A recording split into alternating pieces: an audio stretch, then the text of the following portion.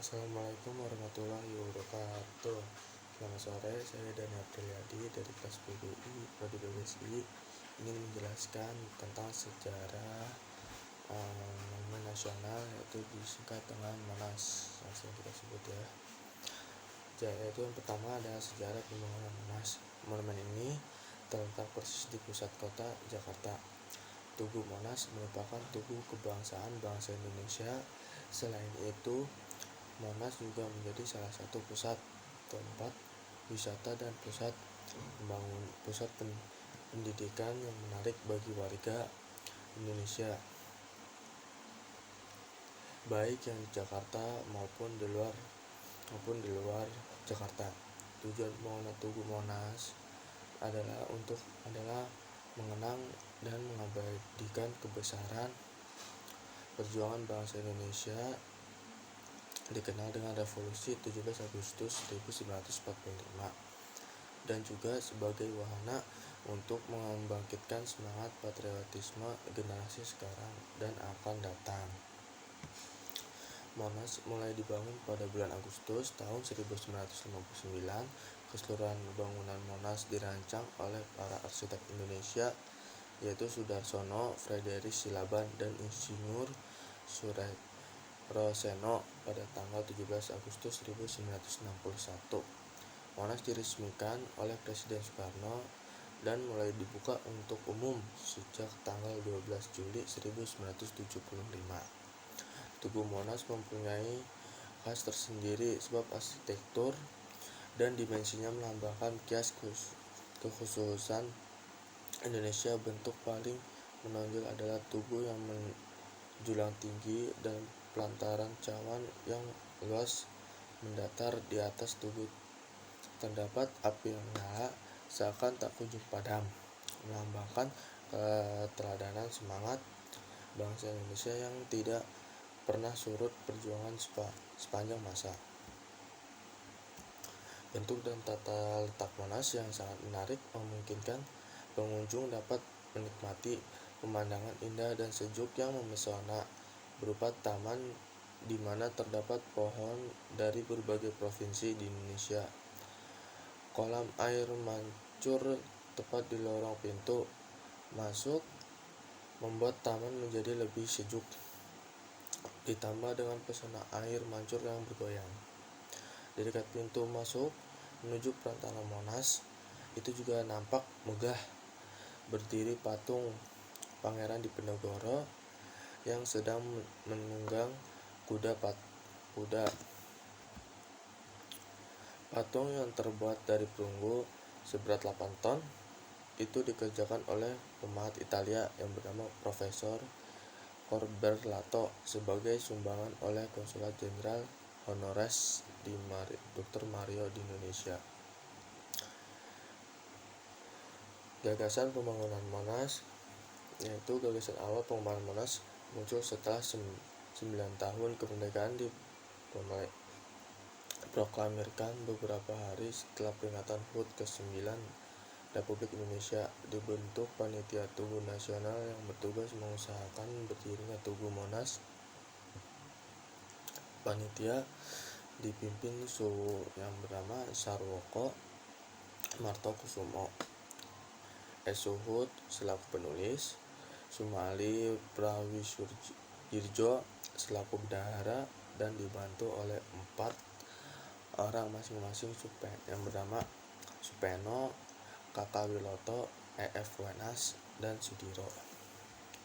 Panitia yang dibentuk untuk bertugas mempersiapkan segala sesuatu yang berhubungan dengan pembangunan Monas yang akan didirikan di tengah lapangan Medan Merdeka Jakarta, termasuk mengumpulkan biaya pembangunannya yang harus dikumpulkan dari swadaya masyarakat sendiri. Selain itu, dibentuk panitia pembangunan Monas yang dinamakan Tim Yuri, diketuai langsung Presiden Republik Indonesia, yaitu bernama Insinyur Soekarno. Melalui tim ini, sayembara diselenggarakan 2 kali.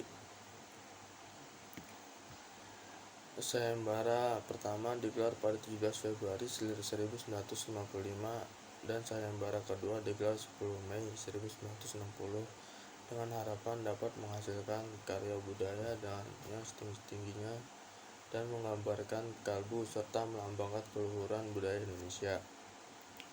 Dengan sayembara itu dapat diharapkan bentuk tugu yang dibangun benar-benar bisa menunjukkan kepribadian bangsa Indonesia.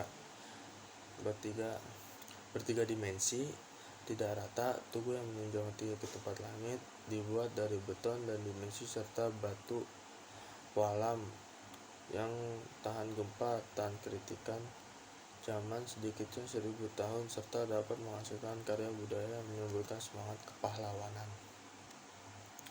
Oleh tim Yuri, pesan harapan itu dijadikan sebagai kriteria penilaian yang kemudian dirinci menjadi 5 kriteria, meliputi harus memenuhi ketentuan apa yang dinamakan nasional, menggambarkan dinamika dan berisi kepribadian Indonesia, serta mencerminkan cita-cita bangsa, melambangkan dan menggambarkan api yang berkobar di dalam dada bangsa Indonesia, menggambarkan hal ini yang sebenarnya bergerak meski tersusun dari benda mati, dan tugu harus dibangun dari benda-benda yang tidak cepat berubah dan tahan berabad-abad. Namun, 2 kali sayembara digelar, tidak ada rancangan yang memenuhi seluruh kriteria yang menetapkan panitia. Akhirnya, ketua tim Yuri menunjuk beberapa arsitek ternama, yaitu Sudarsono dan Insinyur F.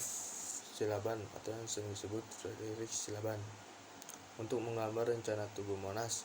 Keduanya arsitek itu sepakat membuat gambaran sendiri-sendiri yang selanjutnya diajukan ke ketua tim Yuri, yaitu Presiden Soekarno, dan ketua memilih gambar yang dibuat oleh Sudarsono.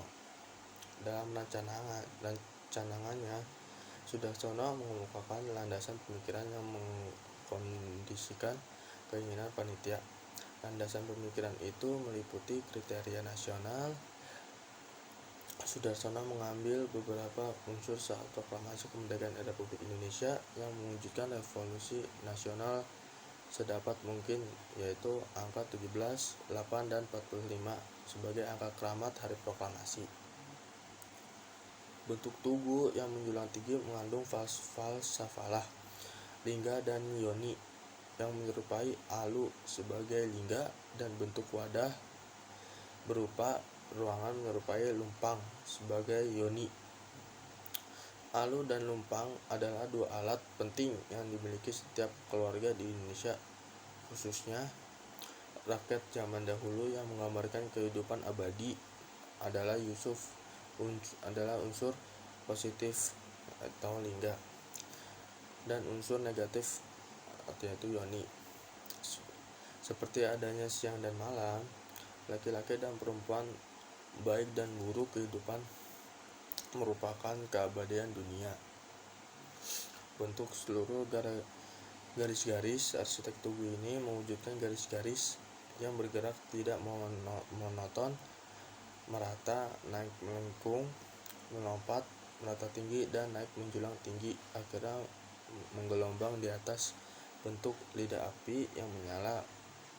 Badan tugu menjulang tinggi dengan lidah api di puncaknya, melambangkan dan menggambarkan semangat yang berkorban dan tak kunjung padam di dalam dada bangsa Indonesia.